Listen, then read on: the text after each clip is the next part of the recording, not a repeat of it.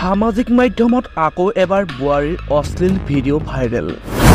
প্ৰাক্তন প্ৰেমিকে প্ৰেমিকাৰ বিয়াৰ পিছত ভাইৰেল কৰিলে এই ভিডিঅ'টো। প্ৰেমৰ সম্পৰ্কৰ সময়তে প্ৰস্তুত কৰিছিল এই অশ্লীল ভিডিঅ'টো। এটা গুৰুতৰ অভিযোগ উত্থাপন হৈছে প্ৰাক্তন প্ৰেমিকৰ বিৰুদ্ধে। বৰপেটা জিলাৰ কলগাছিয়া আৰক্ষী থানাৰ অন্তৰ্গত দিগজলিত হঠাৎ সৃষ্টি হ'ল এক উত্তপ্ত পৰিস্থিতি। এই পৰিস্থিতিৰ কাৰণ এগৰাকী বিবাহিত মহিলা। শুনক ঘটনাটোৰ বিষয়ে সকলো মহিলাজনীৰ মুখেৰে। আজিৰ পৰা 7-8 মাহ পিছত মোক কল কৰে, আমাৰ ইয়াতে এটা মেলা আছে, তাত আহা।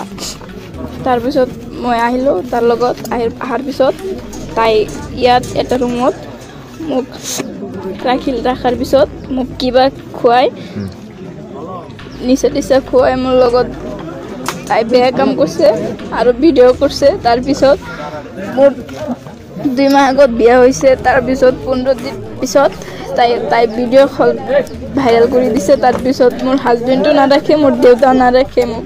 মই এতিয়া ক'ত যাম, সেইকাৰণে ইয়াত আহিছিলোঁ।